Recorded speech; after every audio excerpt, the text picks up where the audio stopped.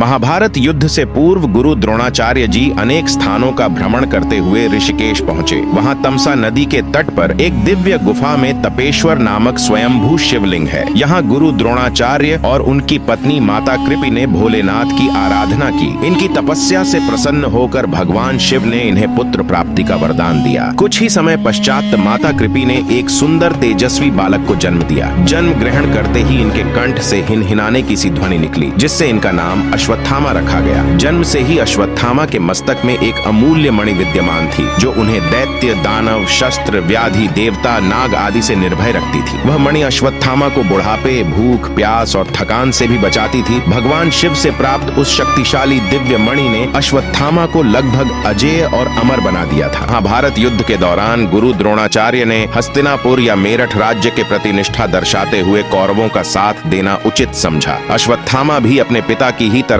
शास्त्र व शस्त्र विद्या से पारंगत थे। महाभारत युद्ध में उन्होंने सक्रिय भाग लिया व युद्ध में कौरव पक्ष के सेनापति की भूमिका निभाई। उन्होंने घटोत्कच पुत्र अंजन पर्वा का वध किया। उसके अतिरिक्त द्रुपद कुमार, शत्रुंजय, बलानीक, ज्यानीक, जयाश्व तथा राजा श्रुताहु का भी वध किया। पिता पुत्र की इस जोड़ी ने महाभारत युद्ध में पांडव सेना को झकझोर के रख दिया। पांडवों की पराजय होते देख भगवान श्री कृष्ण ने युधिष्ठिर को कूटनीति अपनाने का विमर्श दिया। यह सूचना प्रसारित कर दी गई कि अश्वत्थामा का वध हो गया है। जब गुरु द्रोणाचार्य ने धर्मराज युधिष्ठिर से अश्वत्थामा की सत्यता ज्ञात करनी चाहिए, तो उन्होंने उत्तर दिया, अश्वत्थामा वध कर दिया गया है, परंतु गज। उन्होंने बड़े ही धीमे स्वर में परंतु गज कहा और मिथ्या वचन से भी बच गए। इस घटना से पूर्व पांडव पक्ष के लोगों की श्री कृष्ण के साथ मंथना हुई। गज को इतने ही स्वर में बोला जाए। श्री कृष्ण ने उसी समय शंखनाद किया, जिसके शोर से गुरु द्रोणाचार्य अंतिम शब्द सुन ही नहीं पाए और अपने प्रिय पुत्र की मृत्यु का समाचार प्राप्त कर अपने शस्त्र त्याग दिए। वह युद्ध भूमि में नेत्र बंद कर शोक संतप्त अवस्था में विराजित हो गए। गुरु द्रोणाचार्य जी को निशस्त्र देखकर द्रौपदी के भ्राता दुष्ट द्युम्न ने खड्ग से उनका मस्तक विच्छेद कर डाला। गुरु द्रोणाचार्य के निर्मम वध के पश्चात पांडवों की विजय होने लगी। अर्जुन के तुनीरों एवं भीमसेन की गदा से कौरवों का नाश हो गया। दुष्ट और अभिमानी दुर्योधन की जंघा भी भीमसेन ने खंडित कर दी। अपने राजा दुर्योधन की ऐसी अवस्था देखकर और अपने पिता द्रोणाचार्य की मृत्यु का स्मरण कर अश्वत्थामा अधीर हो गए। दुर्योधन जल बंधन की कला जानता था। जिस सरोवर के निकट गदा युद्ध हो रहा था, उसी सरोवर में प्रवेश कर गया और जल को बांध कर छुप गया। दुर्योधन के पराजित होते ही युद्ध में पांडवों की विजय सुनिश्चित हो गई। समस्त पांडव दल विजय की प्रसन्नता में मतवाले हो रहे थे।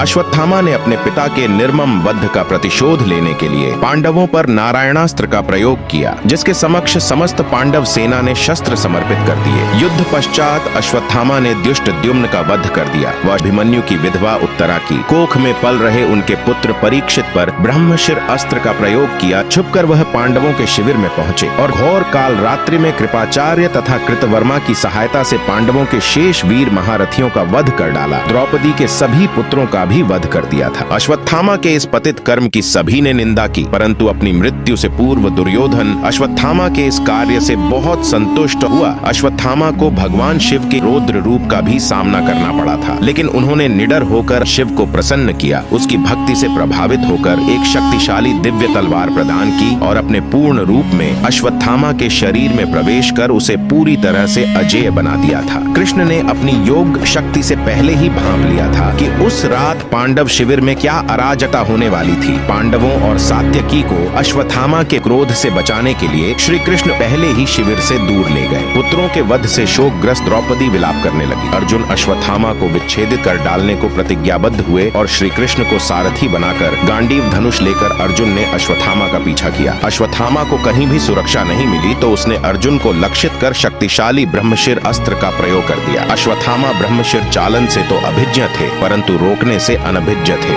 उस अति प्रचंड अग्नि को अपनी ओर आता देख अर्जुन ने श्री कृष्ण से विनती की, हे जनार्दन, आप ही ब्रह्मा स्वरूप होकर रचना करते हैं और आप ही रुद्र स्वरूप हो संहार करते हैं। आप ही बताइए कि यह प्रचंड अग्नि मेरी ओर किस ओर से आ रही है और इससे मेरी रक्षा कैसे होगी। श्री कृष्ण बोले, हे अर्जुन, तुम्हारे प्राण घोर संकट में है। इससे रक्षा के लिए तुम्हें भी अपने ब्रह्मशिर अस्त्र का प्रयोग करना होगा, क्योंकि अन्य किसी भी अस्त्र से इसका निवारण नहीं हो सकता है। श्री कृष्ण की इस मंत्रणा को सुनकर अर्जुन ने भी तत्काल ब्रह्मशिर अस्त्र लक्षित कर दिया। दोनों ब्रह्मशिर अस्त्र भिड़ गए। प्रचंड अग्नि तीनों लोकों को तप्त करने लगी। महाविनाश को देख वेद व्यास और नारद प्रकट हुए और उनसे अपने विनाशकारी अस्त्र वापस लेने को कहा। यह सुन सुनकर अर्जुन ने तो अपना अस्त्र वापस लौटाकर शांत कर दिया, लेकिन अश्वत्थामा ऐसा करने में असमर्थ था, इसलिए गुस्से में उसने अपने उस अस्त्र की दिशा उत्तरा के गर्भ की ओर बदल दी। पांडवों को अत्यंत क्रोध आया, वो उन्होंने क्रोध में अश्वत्थामा को पकड़कर बांध दिया। श्री कृष्ण बोले, हे अर्जुन, स्त्री तथा बालक का वध धर्मानुसार वर्जित है। इसने धर्म विरुद्ध आचरण किया है, जीवित रहेगा तो पुनः पाप करेगा, अतः तत्काल इसका वध करके